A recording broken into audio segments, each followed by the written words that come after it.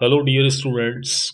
तो arithmetic mean निकालने का एक क्वेश्चन हम करेंगे और हमें साफ साफ दिखाई दे रहा है कि ये हमें कंटिन्यूस सीरीज दे रखी है और डायरेक्ट मेथड के द्वारा हम इस क्वेश्चन को सॉल्व करेंगे। तो आइए क्वेश्चन को पढ़ते हैं।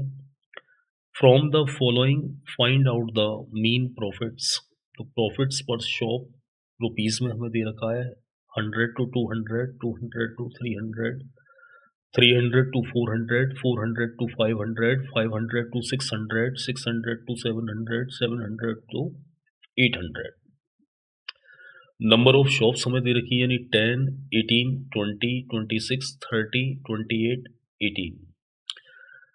ठीक है, तो ये जो हमें दे रखा है ये क्लास इंटरवल है और ये जो हमें दे रखी है नंबर ऑफ शॉप्स ये फ्रीक्वेंसी है। तो हम सॉल्यूशन डालेंगे।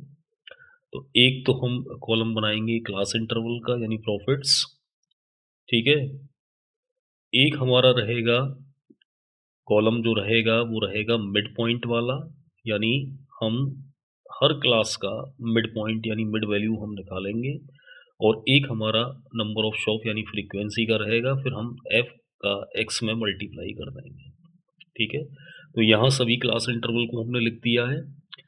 यहाँ पर हमने क्या किया है, फ्रीक्वेंसी लिख दी है, ये फ्रीक्वेंसी वाला है तो इधर हमने एरो करके ये फ्रीक्वेंसी लिख दी है सारी, इनका सम कर दिया है सिग्मा एफ बराबर 150।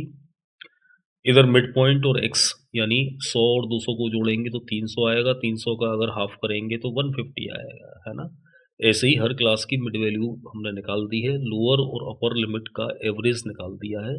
तो ये हमारा सब मिड वैल्यू आ गई है। इसके बाद में इसका इसमें मल्टीप्लाई कर दिया है, इसका इसमें मल्टीप्लाई कर दिया है, इसका इसमें मल्टीप्लाई कर दिया है और मल्टीप्लाई करके हमारा एफ एक्स आ गया है। हर क्लास के लिए एफ एक्स आ गया है और सभी को ऐड कर दिया है तो सिग्मा एफ एक्स आ गया हमारा 72,900। ठीक है, अब डायरेक्ट वाला हम फॉर्मूला यूज करेंगे। By direct method x bar is equal to sigma f x divide by sigma f. तो सिग्मा एफ एक्स अभी हमने निकाला है 72,900 और सिग्मा एफ कितना है 150। इसको हम डिवाइड कर देंगे तो हमें मिल जाएगा 486। It is our answer. I hope कि आपकी समझ में ये क्वेश्चन अच्छे से आ गया होगा। इसको अच्छे से तैयार कर लें।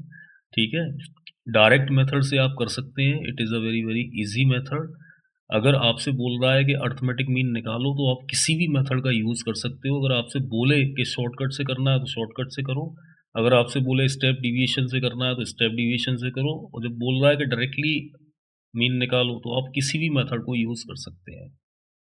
Thank you very much.